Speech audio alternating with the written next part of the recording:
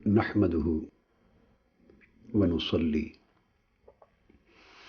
ونسلم على سيدنا ومولانا محمد رسوله النبي الأمين المكين الحنين الكريم الرؤوف الرحيم. أما بعد، بسم الله الرحمن الرحيم. معزز حاضرین اور سامعین و ناظرین، اللہ رب العزت کا شکر ہے جس کی توفیق سے ہم مقام رسالت اور حجیت حدیث و سنت کے موضوع پر سلسلہ وار گفتگو میں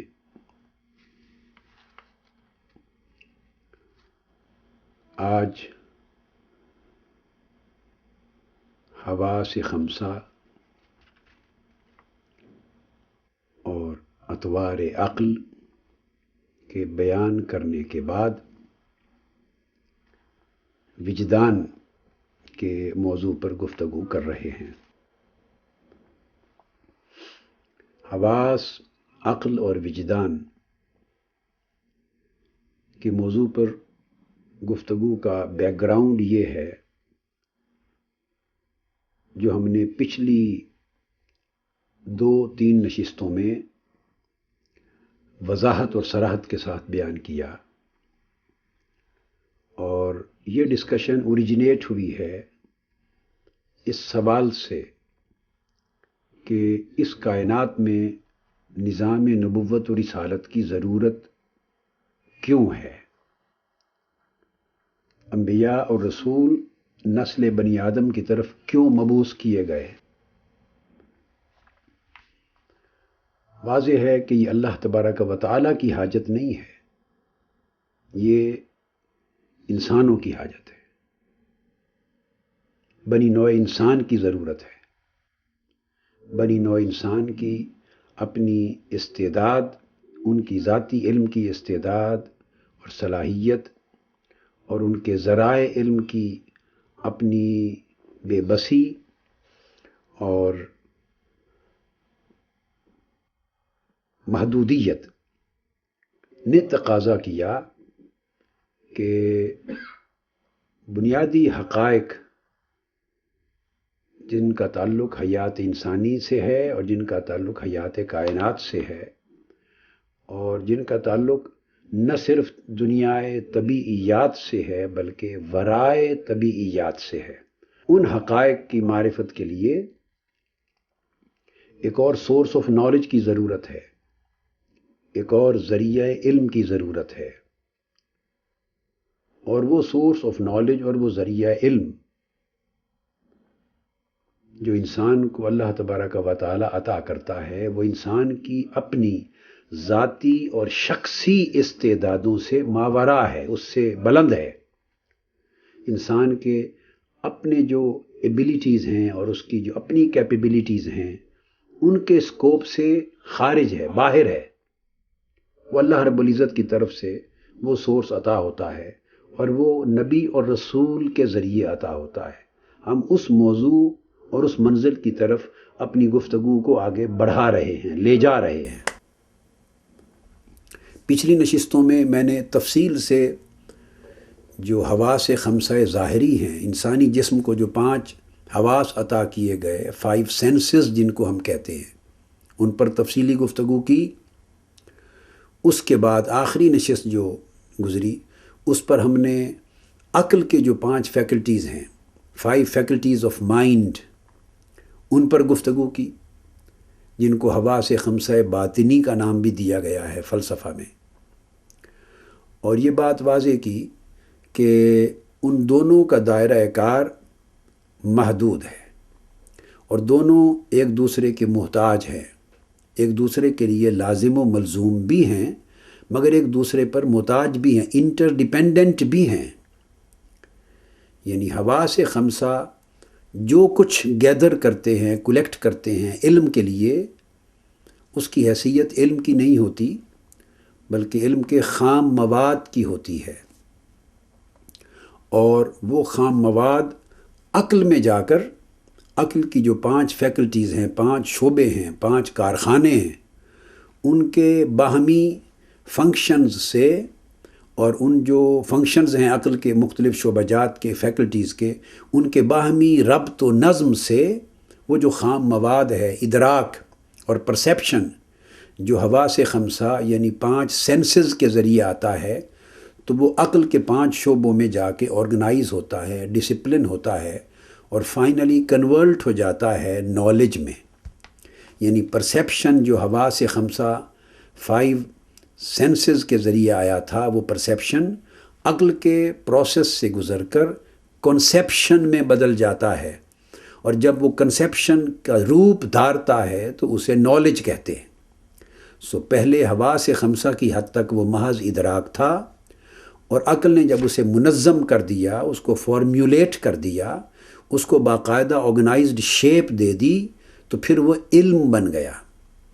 مگر ایٹ دا سیم ٹائم میں نے یہ واضح کیا کہ عقل کا دائرہ تو بہت وسیع ہو گیا حواس خمسہ کے دائرے کے مقابلے میں، مگر اس بات کو کبھی نہ بھولیے کہ اس کا تمام تر انحصار حواس خمسہ پر ہی رہی۔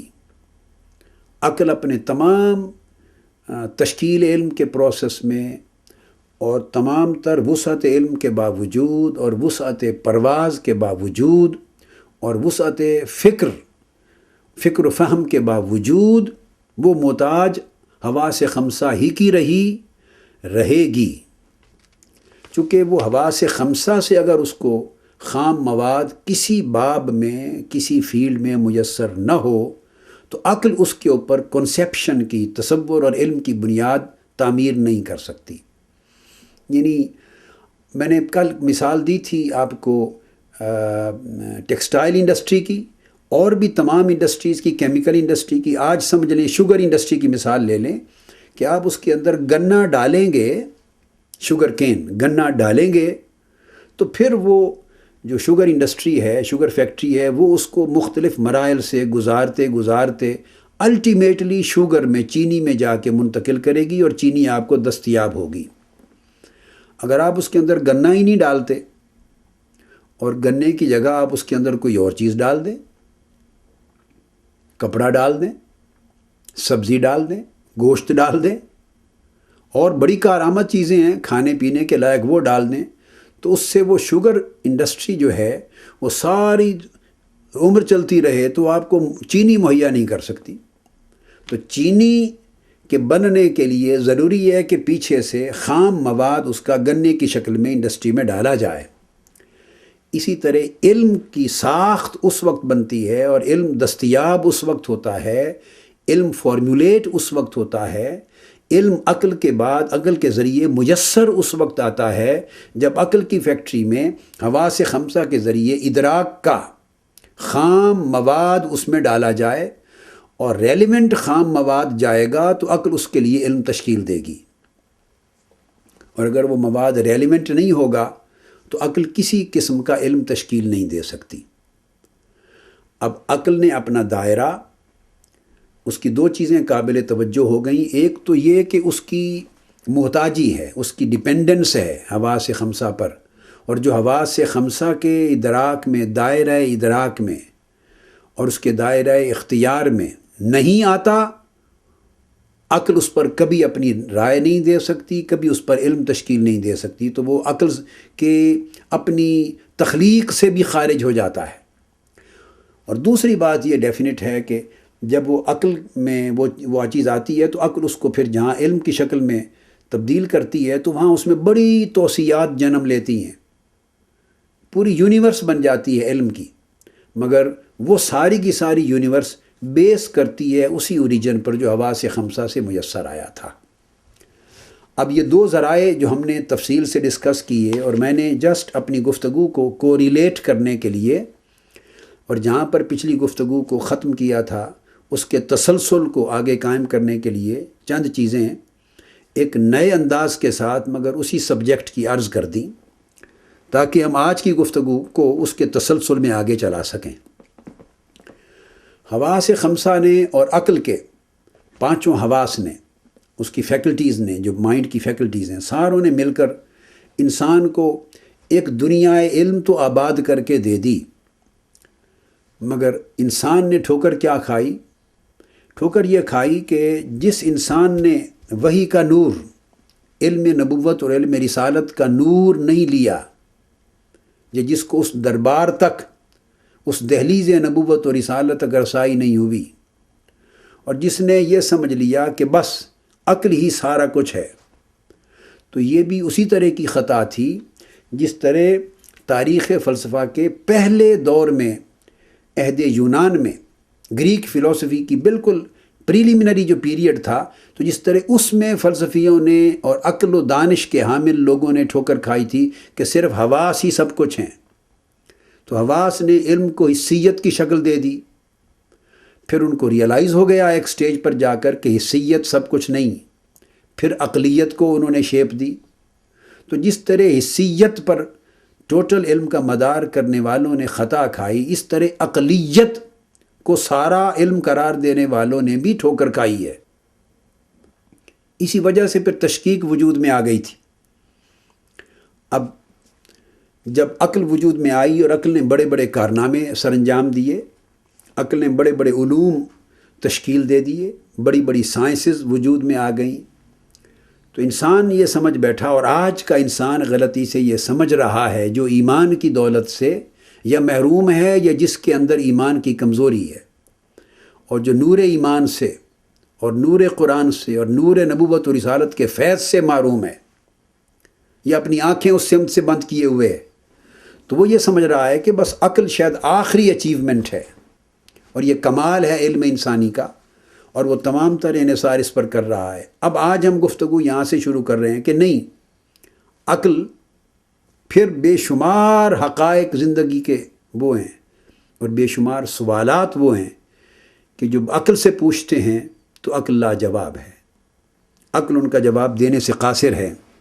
یعنی اب انسان نے عقل پر انحصار کرنے کے بعد عقل سے پوچھا کہ میری زندگی کا مقصد کیا ہے؟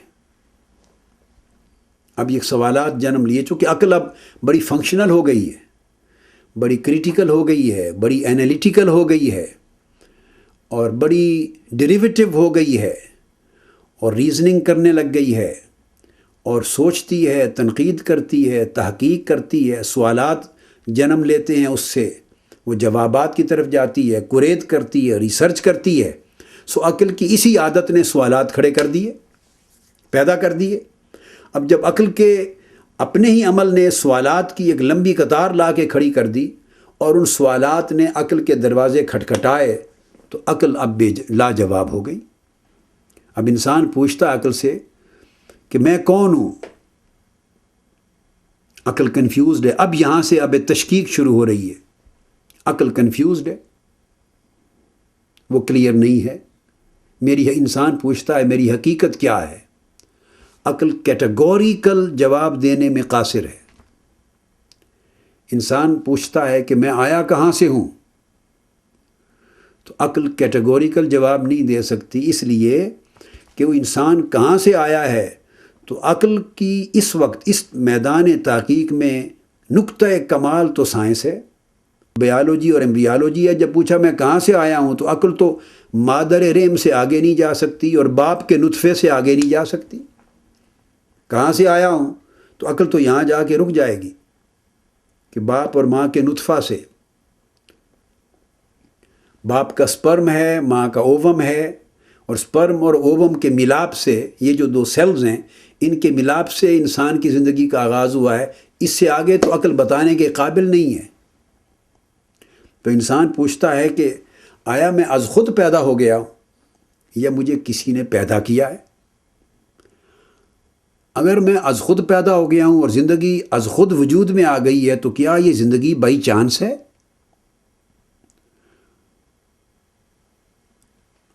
اب عقل اس کے اندر، عقل کے بھی چونکہ مختلف مینیفیسٹیشنز ہیں،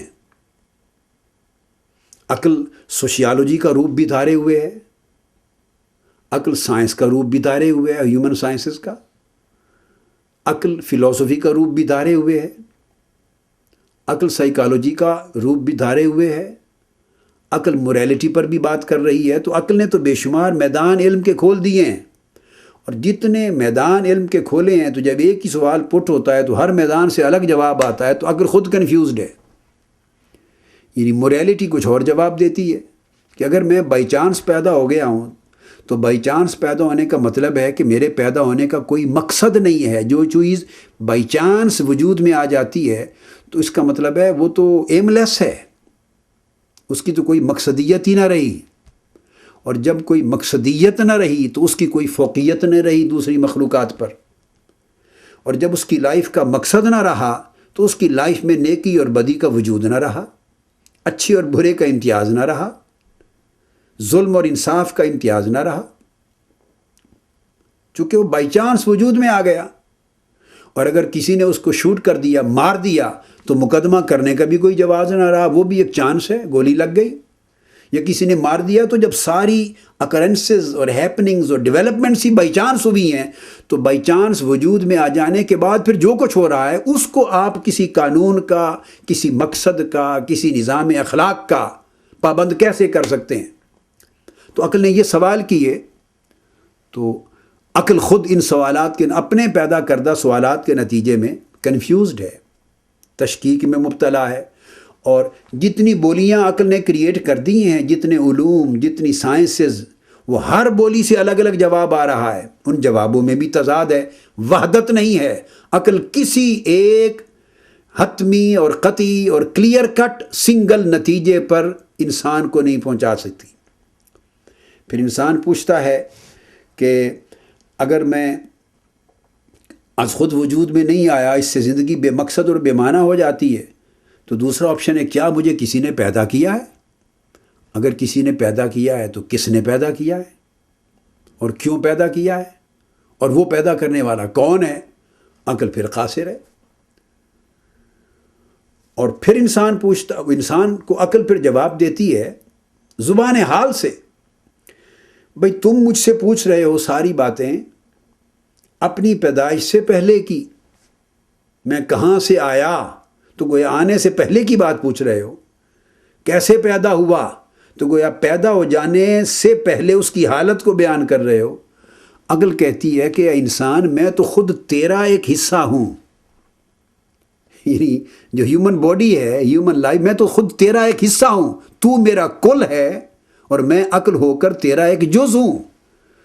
تو کل مجھ سے پوچھتا ہے کہ میں کہاں سے آیا ہوں، تو تیرا جز تیری کلیت کی بیک گراؤنڈ کیا بتائے؟ تو میں تو خود محدود ہوں۔ پھر وہ انسان پوچھتا ہے اسی عقل سے، میں اب انالیسس کر رہا ہوں، اب ہم تیسری سٹیج میں جا رہے ہیں وجدان کی طرف، اور وہ بھی حتمی نہیں ہوگی۔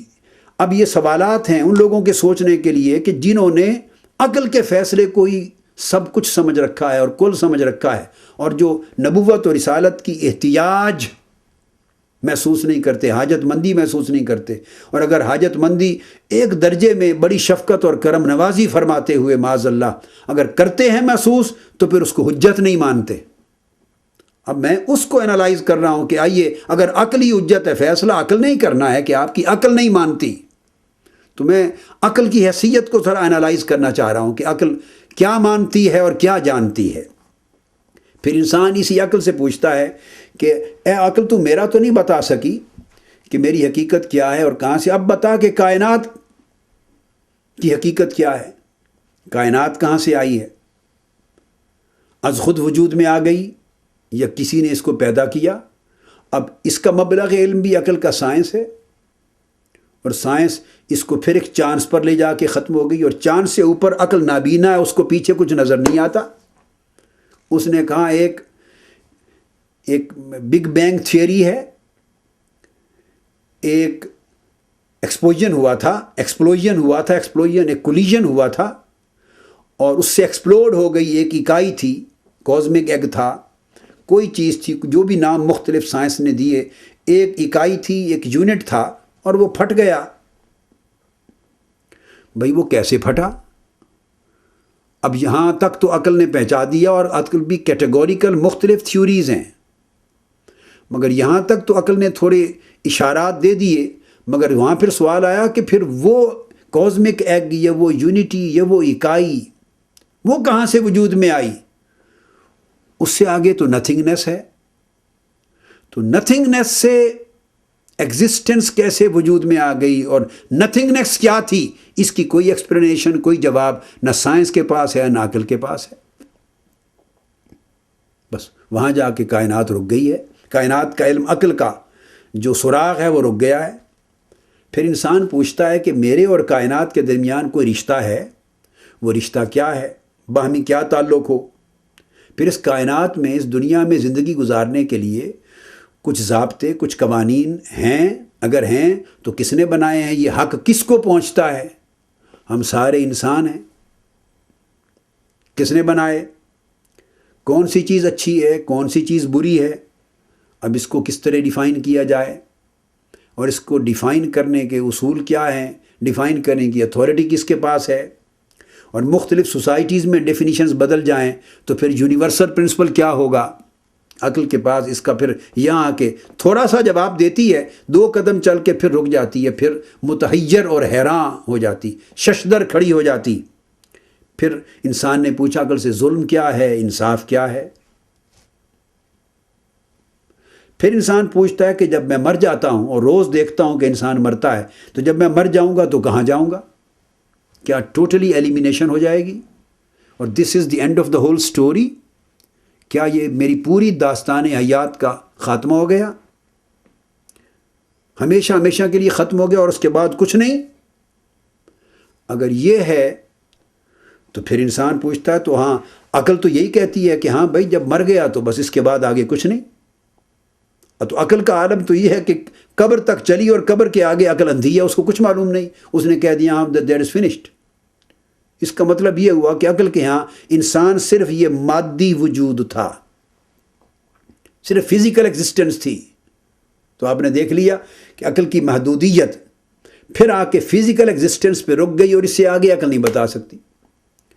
اور اگر وہ عقل کہتی ہے کہ ہاں یہ جب موت ہو گئی تو بس انسان ختم ہو گیا، تو پھر انسان کہتا ہے کہ اگر موت پر انسان ختم ہو گیا تو کتنے لوگ ہیں جنہوں نے ساری زندگی ظلم کرتے گزار دی، قتل کرتے رہے، ڈاکے کرتے رہے، لوٹ مار کرتے رہے، ملکوں میں کرپشن کرتے رہے، اور انسانیت کو تباہ کرتے رہے، ہیومن کلنگز کرتے رہے، اور دہشت گردی کرتے رہے، اور قتل و غارت گری کرتے رہے. کتنے لوگ ہیں دنیا میں، اور ان میں سے بے شمار لوگ ہیں جنہوں نے لوٹ مار کی، پیسے بنائے، اور بڑے بڑے امیر کبیر لوگ ہو گئے، اور جنہوں نے قتل و غارت کی، حرام خوری کی، لوگوں کے حق مارے، ڈاکہ زنی کی.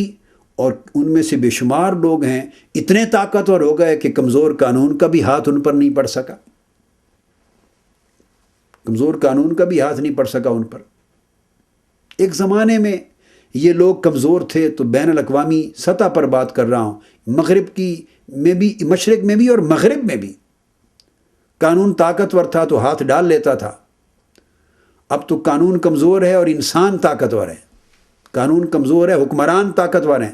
پہلے قانون طاقتور تھا، حکمران کمزور تھے. اب حکمران طاقتور ہے اور قانون کو پاؤں کے نیچے روند رہے ہیں، قانون سسکیاں لے رہا ہے. ایک آدمی تو سے محدود اپنی زندگی کی حد تک ظلم کرتا ہے، کئی پوری سوسائٹی میں ظلم کر رہے ہیں، اور کئی پوری دنیا میں ظلم کر رہے ہیں، اقوام عالم میں ظلم کر رہے ہیں. تو انسان پوچھتا ہے کہ بے شمار لوگ جو ظلم کرتے کرتے دنیا سے چلے گئے، اور ہزاروں لاکھوں لوگ مظلوم ہیں جو لٹ گئے، پٹ گئے، جن کی عزتیں لٹ گئیں، جن کا مال لٹ گیا، جن سے زیادتی ہوئی، جن کے حق پامال ہوئے، اور عدالتیں انہیں داد رسی نہیں دے سکی، ان کا حق نہیں دلا سکی، ظالم کو سزا نہیں دے سکی. تو اگر موت پر ہی، ڈیتھ کے ساتھ ہی اینڈ ہو گئی لائف کی، تو پھر تو ظالم کا تو انجام ہی کوئی نہ ہوا برا، ظالم کو تو سزا ہی نہ ملی اس دنیا میں. جن کو کم ہے، جن کو مل جاتی ہے، میں ان کی بات کر رہا ہوں، جن کو نہیں ملتی. تو اگر لائف کا اینڈ ہو گیا تو کیا بنا اس ظلم کا؟ اس ظالم کو سزا نہیں ملی، مظلوم کو داد رسی نہیں ملی. تو جب کسی مظلوم کے لیے داد رسی نہیں، ظالم کے لیے سزا نہیں، تو پھر کوئی مظلوم کیوں بنے؟ پھر ہر کوئی ظالم کیوں نہ بن جائے؟ ہر کوئی بھیڑیا کیوں نہ بن جائے؟ جب مقتول کی داد رسی نہیں ہے تو پھر ہر کوئی قاتل کیوں نہ بنے؟ جب امانت داری، ایمانداری اور دیانت داری کا کوئی صلہ نہیں ملا اس کو دنیا میں، تو پھر ہر آدمی خائن اور ڈاکو اور چور کیوں نہ بنے؟ آنیسٹی کا جب کوئی صلہ نہیں ملا، چونکہ بے شمار لوگ صلہ پائے بغیر بھی رخصت ہو گئے غربت کی حالت میں، اور جو بڑے بڑے ڈاکو تھے، لوٹنے والے، امیر کبیر، ان کے تو جنازے بھی بڑی شان و شوکت سے کئیوں کے اٹھ گئے. تو پھر وہ سوچتا ہے کہ جب آنیسٹی کا صلہ نہیں ملا اور بددیانت لوگ جو ہیں وہ راج بھی کر رہے اور حکومتوں بھی پر جا بیٹھے، تو پھر کیوں نہ ہر آدمی بددیانت بننے کی کوشش کرے؟ اگر یہ اینڈ ہو گیا زندگی کا تو اس کا مطلب ہے کہ یہ تو زندگی میں ناانصافی ہو گئی. اور اگر ناانصافی گوارا نہیں ہے، انسانی عقلی انسان کے اخلاقی شعور کو ناانصافی گوارا نہیں، وہ انصاف مانگتا ہے، وہ ظلم کی سزا مانگتا ہے اور مظلومیت پر جزا مانگتا ہے. تو اس کا مطلب ہے پھر وہ انسان تقاضا کرتا ہے کہ نہیں، اگر اس موت تک اس کو سزا نہیں مل سکی ظالم کو، تو اس کا مطلب ہے کوئی زندگی اس موت کے بعد بھی ہونی چاہیے جس میں حتمی اور قطعی طور پہ ظالم کو سزا مل کر رہے. اور ایک موت ایسی بھی، اور اس موت کے بعد ایک زندگی اور ایسی بھی ہونی چاہیے جس میں ہر صورت نیک کو جزا مل کے رہے، ایماندار کو اور دیانتدار کو اس کی جزا اور صلہ مل کے رہے، مظلوم کو داد رسی مل کے رہے. اگر یہاں نہیں ملی تو آگے تو پھر کنٹینیوٹی کا تقاضا کرتا ہے انسان. اگر وہ زندگی کنٹینیوس ہے تاکہ الٹیمیٹلی ظلم اپنے انجام پہ پہنچے، بدی اپنے انجام پہ پہنچے، نیکی اور مظلومیت، داد رسی اور صلہ میں اپنے انجام پہ پہنچے، تو اس کا مطلب ہے موت کے بعد کوئی اور زندگی ہے. پھر انسان عقل سے پوچھتا ہے اگر زندگی ہے تو وہ زندگی کیا ہے؟ اب عقل کو کچھ خبر نہیں. اس نے کہا میں تو تمہارے ساتھ ہی ختم ہو گئی. اے انسان، جب تو مرا اور تجھے قبر میں دبا آئے لوگ، تو میں تو تمہارے ساتھ ختم ہو گئی. تو جب موت کے ساتھ میری موت ہو گئی تو اس کے بعد کیا زندگی ہے میں تمہیں کہاں سے بتاؤں؟ عقل تو نہیں بتا سکتی. عقل کی تو ساری لیمیٹیشن اس انسان کے اپنے وجود کے ساتھ تھی، وجود کے ساتھ ہی آئی، وجود کے ساتھ ہی ختم ہو گئی. تو جو وجود سے پہلے تھا عقل کو نہ اس کی خبر ہے، جو اس مادی وجود کے، بشری وجود کے بعد ہے، عقل کو نہ اس کی خبر ہے. تو اخلاقی طور پر زندگی کا نہ مقصدیت رہی نہ معنویت رہی. یہ سارے سوالات ہوئے. جب اس نے ایک طویل سوالات کی فہرست عقل کے دروازے پر آ گئی تو عقل پریشان ہو کر اس نے آنکھوں کا دروازہ کھٹکھٹایا، پھر پلٹ کے اپنے ماں باپ کی طرف گئی. حواس خمسہ عقل کے ماں باپ ہیں نا، عقل کے پیرنٹس ہیں، جنہوں نے کھلایا پلایا تھا، اس کو خام مواد دیا تھا، اور عقل نے ان کو ریفائن کر کے ڈیولپ کیا تھا، آرگنائز کیا تھا. تو عقل نے آنکھوں کا دروازہ کھٹکھٹایا، حصے باصرہ کا. تو آنکھوں نے کہا بھی ہم تو جس انسان نے یہ سوال کیے ہم اسی کا ایک چھوٹا سا حصہ ہیں. ہم تو جو چیز سامنے پڑی ہو دیکھ کے بتاتے، اور وہ بھی نہیں بتاتے، اس کا ایک احساس تمہیں منتقل کرتے ہیں، اور پھر اے عقل تو بتاتی ہے کہ یہ فلاں چیز ہے، اس کا تانا بانا جوڑ کر. تو ہم کہاں سے بتائیں کہ انسان کون ہے، کہاں سے آیا، کہاں جائے گا، کائنات کیا ہے، کیوں بنی، کب سے بنی، کہاں جائے گی، ہمیں کیا معلوم. عقل نے کان کا دروازہ کھٹکھٹایا، حصے سامعہ سے پوچھا. اس نے کہا عقل کو بابا میں تو صرف کوئی آواز ہو تو اس کو وہ سنائی دیتی ہے، اور آواز سے ہٹ کر اگر روشنی بھی ہو سامنے تو وہ بھی سنائی نہیں دیتی مجھے. میں تو صرف آواز تک میری ایک میری فنکشن ہے، اور وہ بھی تمہیں منتقل کر دیتا ہوں. کان کہنے لگے منتقل کر دیتے ہیں اور تم ان کو جوڑ کے پھر کوئی معنی پہناتی ہو. عقل نے قوت شامہ سے پوچھا، بھی لاجواب تھی. عقل نے قوت ذائقہ سے پوچھا، قوت لامسہ سے پوچھا. اس نے کہا یہ سارے سوالات ایسے تو ہیں نہیں کہ جنہیں چھوا جا سکے، یہ سارے سوالات ایسے نہیں ہیں جن کو سونگا جا سکے. یہ کل سوالات ان حقیقتوں سے متعلق ہیں جن کو چکھا بھی نہیں جا سکتا، دیکھا بھی نہیں جا سکتا، سنا بھی نہیں جا سکتا. تو حواس نے ہینڈز اپ کر دیے. جب حواس نے ہینڈز اپ کر دیے تو عقل تو پہلے ہینڈز اپ کر چکی تھی. تو اس طرح عقل بھی بے بس ہو گئی اور حواس خمسہ بھی عاجز آ گئے.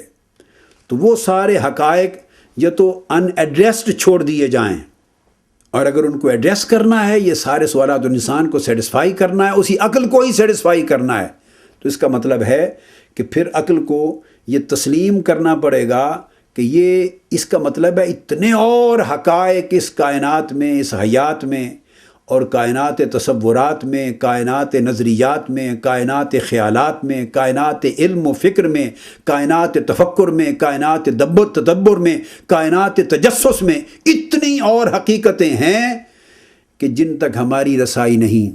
سو جس طرح حواس نے اپنا دائرہ تنگ رکھا تھا عقل کا، اس سے بڑھ گیا، تو عقل کو اب جا کے احساس ہوا درماندگی کا کہ میں جو دعوے دار تھی کہ میں کل ہوں، میں کل نہیں، میں تو بہت چھوٹا سا ایک جز ہوں، ایک چھوٹا سا جز ہوں۔ لہٰذا انسان کے اندر بے شمار گوشوں پہ اخلاقی تشنگی رہ جاتی، روحانی تشنگی رہی، فلسفیانہ تشنگی رہی، اعتقادی تشنگی رہی، نظریاتی تشنگی رہی، تصوراتی تشنگی رہی۔ بے شمار تصورات ایسے تھے جن پر حواس اور عقل نے جواب دے دیا، اور انہوں نے کہا کہ اب کسی اور سرچشمہ کو تلاش کرو۔ یقیناً کوئی اور سرچشمہ بھی ہوگا، کوئی اور سورس آف نالج بھی ہوگا، جہاں جس جگہ سے ان سوالات کے بارے میں کچھ ادراک مل سکے، ان سوالات کے بارے میں کچھ سوجھ بوجھ پیدا ہو سکے۔ جیسا کہ میں نے عرض کیا تھا کہ میری یہ جو کتاب ہے ارکان ایمان، اس کا پہلا ایڈیشن اپریل 1985 میں چھپا تھا۔ اس میں اختصار کے ساتھ میں نے یہ بحثیں دی ہیں، مگر میں نے اور بہت سی اپنی کتابوں میں ان کو زیادہ ایٹ لینگتھ ڈسکس کیا ہے۔ عقل نے جب اپنی بے بسی اور اپنی محدودیت اور اپنی درماندگی علم کے باب میں دیکھ لی، تو اب اس نے پوچھا اور اس کے اندر سے آواز اٹھی کہ کیا کوئی اور ذریعہ بھی ہے، کوئی اور سورس بھی ہے جو ان سوالات کو ایڈریس کر سکے؟ وہاں ایک جواب آیا، اور وہ جواب قرآن نے دیا۔ قرآن نے کہا ان السمع والبصر والفؤاد کل اولئک کان عنہ مسئولا۔ قرآن نے کہا ہاں، ان السمع، اور سمع سے مراد ایکچولی سماعت ہے، اور سماعت لفظ تو ایک ہے جو سینس آف ہیئرنگ سے ریلیٹڈ ہے، کانوں سے متعلق ہے، مگر یہ ریپریزنٹیٹیو ہے سمع پورے حواس خمسہ کا۔ پھر فرمایا والبصر، اور آنکھ، کہنے میں یہ بینائی ہے مگر دراصل یہ عقل کی بینائی ہے، تو یہ ریپریزنٹیٹیو ہے، بصارت و بصیرت، اس فہم اور تدبر کا جو عقل کی نمائندگی کر رہی ہے۔ پھر فرمایا والفؤاد، اور دل۔ اب آپ نے دیکھا کہ ابھی تک دل دونوں سورسز آف نالج میں نہیں آیا تھا، اور لفظ فؤاد استعمال کیا۔ یہ فؤاد اور قلب کا ایک باہمی رشتہ ہے۔ قلب وہ لوتھڑا ہے جو سینے میں آپ آپریٹ کرتے ہیں تو آپ کو نظر آتا ہے، جو پمپنگ آف بلڈ کا فنکشن ادا کرتا ہے، جس کے اپنے 4 خانے ہیں، اوریکلز ہیں، وینٹریکلز ہیں، رائٹ اور لیفٹ سائڈ کے خانے ہیں، اس میں بلڈ آتا ہے، اس کی پمپنگ ہوتی ہے، پیوریفیکیشن ہوتی ہے، ستھرا بلڈ خارج ہو کے جاتا ہے، پھر پھیپھڑوں سے صاف ہوتے لنگ سے آتا ہے، پھر باڈی کو آرٹریز کے ذریعے ان کو پہنچاتا ہے، وینز کے ذریعے گندا خون لیتا ہے، آرٹریز کے ذریعے پھر صاف ستھرا کر کے پہنچاتا ہے، ایک پروسیس ہے۔ اس کو تو قلب کہتے ہیں۔ کہیں قرآن مجید نے لفظ قلب استعمال کیا، کہیں فؤاد۔ تو فؤاد دراصل وہ دل ہے جو علم اور معرفت کا منبع ہے، اور فؤاد کا جو تخت ہے وہ یہ قلب ہے۔ یعنی فؤاد وہ ہارٹ ہے جو اس باڈیلی فزیکل ہارٹ کے اندر، یہ اس کا محل، یہ اس کا گھر ہے، اس میں رہتا ہے۔ تو ورنہ اگر اس دل کو، محض اس دل کو لیں تو اس کی حیثیت تو پھر باقی اجزاء کی، گردے کی طرح اور لیور کی طرح اور کڈنیز کی طرح اور سٹومک کی طرح رہ جاتی ہے، تو یہ تو پوچھے جانے والی شعور والی چیز نہیں ہے۔ تو گویا اس کو اللہ پاک نے سمع و بصر، تو یعنی دیکھنا اور سننا، اس کے مقابلے میں لا کھڑا کیا ہے دل کو۔ تو اس کا مطلب ہے یہ دل بھی کوئی فہم، علم اور معرفت کا سورس ہے۔ یہ تیسرا سورس ہے جس کو وجدان کہتے ہیں، اور جو قلب سے جنم لیتا ہے، فؤاد سے جنم لیتا ہے۔ کل اولئک کان عنہ مسئولا، قیامت کے دن ان میں سے ایک ایک سورس سے سوال کیا جائے گا، ہر ایک سے جواب طلبی ہوگی، ہر کسی سے ذمہ داری، ہر کوئی اپنی ذمہ داری جواب طلبی کی ادا کرے گا۔ اس طرح قرآن مجید میں ہے جعل لکم السمع والابصار والافئدہ، اور اگر کوئی مراد السمع اور بصر سے مراد کان اور آنکھ ہی لے تو چلو، عقل کا تو کسی کو بھی انکار نہیں۔ قرآن مجید جا بجا افلا تعقلون، اس کو دوسرا معنی بھی لے سکتے ہیں کہ بصر سے مراد اگر عقل نہ لیں، آئیز ہی لیں، تو چلو دونوں جو سینسز ہیں، سمع و بصر، یہ پورے حواس خمسہ کے نمائندہ ہو گئے، حواس خمسہ کے نمائندہ بن گئے۔ اور پھر فرمایا وَجَعَلَ لَكُمُ السَّمْعَ وَالْبَصَرَ، اور اللہ نے تمہارے لیے کان اور آنکھیں بنائیں۔ اب آپ دیکھیں کہ سمع یعنی کان کو جمع کا صیغہ نہیں استعمال کیا، سماعت کے طور پہ لیا، اور پھر ابصار یہاں بصر کی جگہ جمع کا صیغہ استعمال کیا۔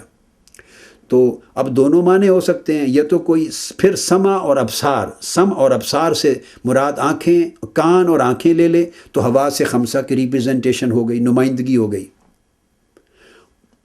اور پھر الافئدہ، اور دل بنائے، سوجھ بوجھ، فہم، ادراک، بصیرت، فہم اور معرفت کے لیے۔ تو اس سے پتہ چلا کہ وہ پھر تیسرا سورس دل ہے، اور وہ دل اس دل میں دل ہے، وہ سر دل ہے۔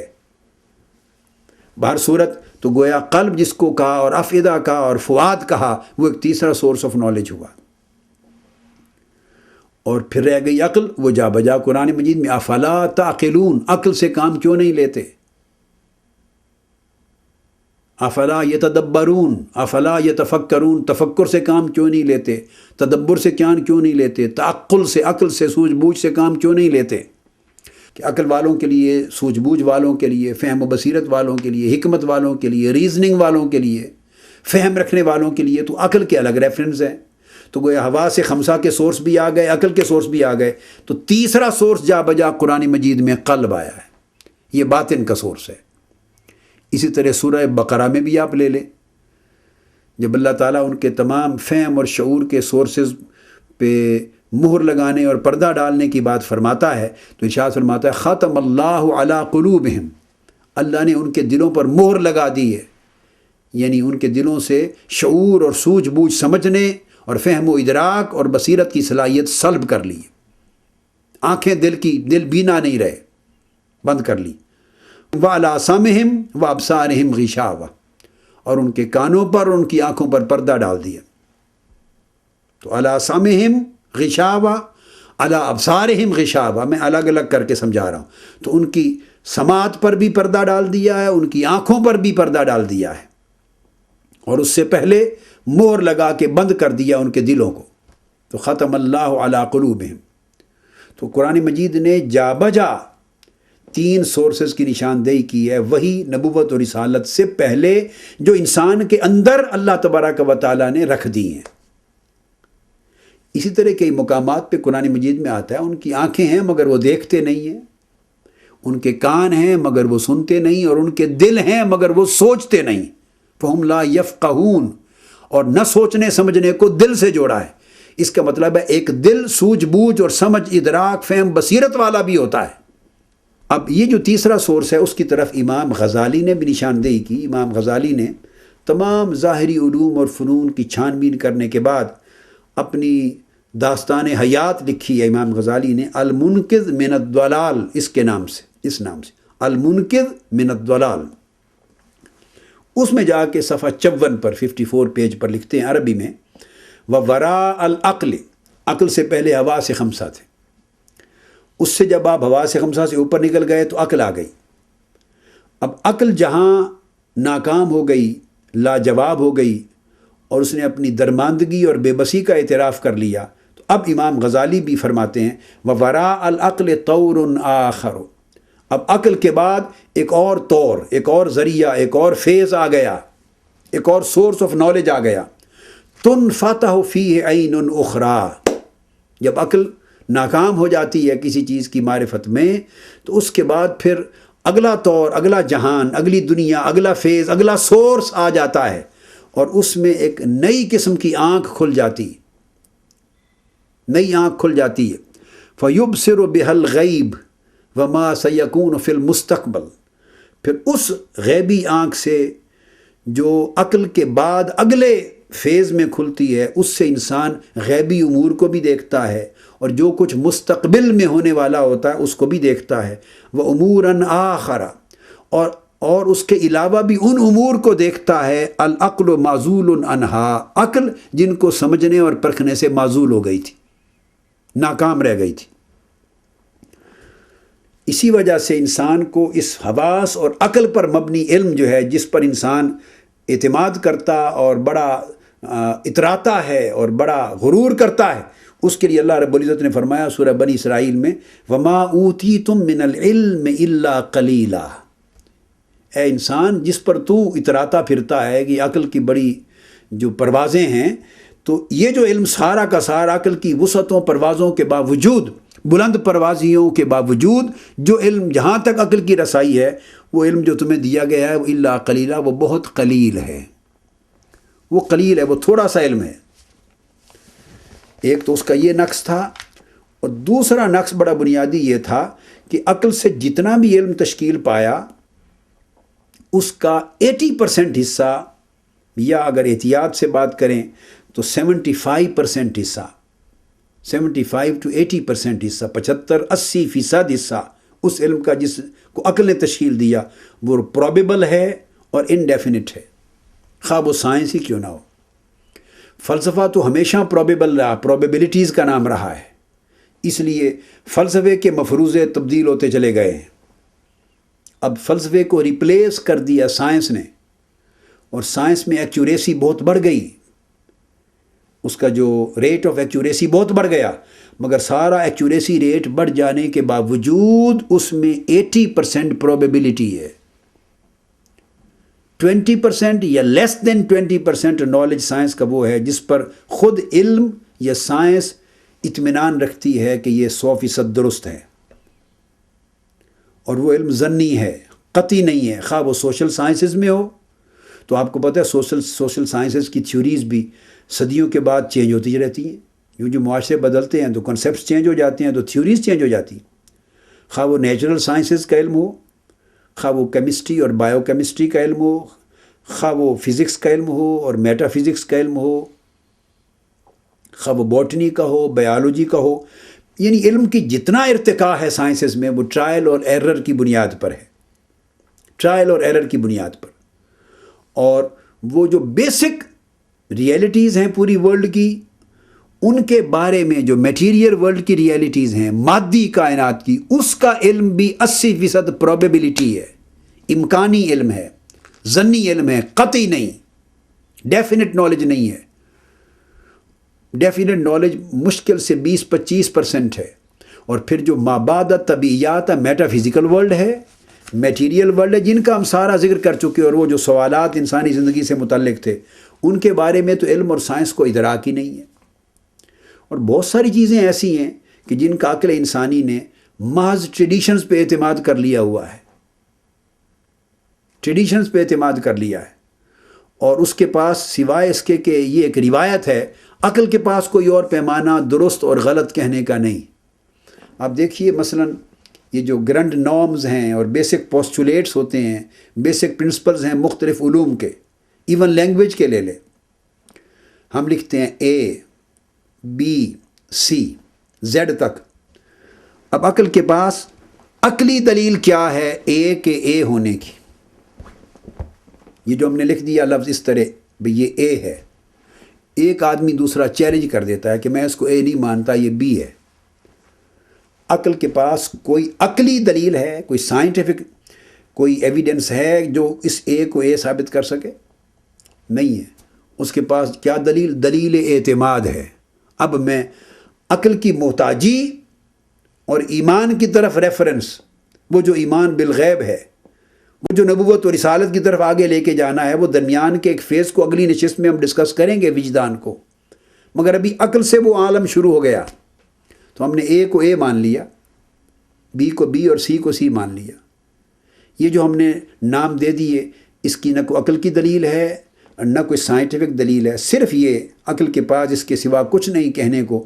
بھئی جو کریٹرز ہیں اس لینگویج کے، اس زبان کے جو بانی ہیں، بنانے والے، انہوں نے اس کو اے کہہ دیا، اور صدیوں سے جب سے الفابیٹس بنے اور لیٹرز بنے، صدیوں سے اس کو اے، اس کو بی، اس کو سی، اس کو ایل ایم این، اس کو زیڈ کہا جا رہا ہے۔ تو چونکہ اس میں ایک تسلسل ہے، سو ہم نے اس روایت پر اعتماد کر لیا۔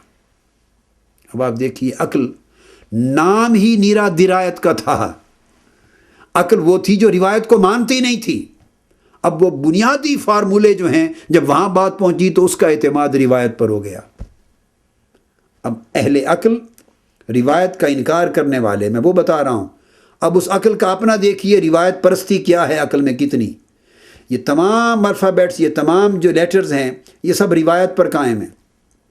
آپ نے اس کو کہا 1 2 3 4 5 9 10 20 40 100، یہ جو لفظ دیے آپ نے، اس کی کوئی عقلی دلیل ہے، کوئی سائنٹیفک ایویڈنس ہے؟ نہیں. آپ کہیں گے یہ ہند سے ہیں جو اس کے بانی ہیں، تو گویا ان کے بانیوں نے یہ لفظ دے دیے، اس کو یہ عنوان دے دیے، بس یہ عنوان، یہ کیپشنز، یہ ہیڈنگز ہم قبول کرتے ہیں.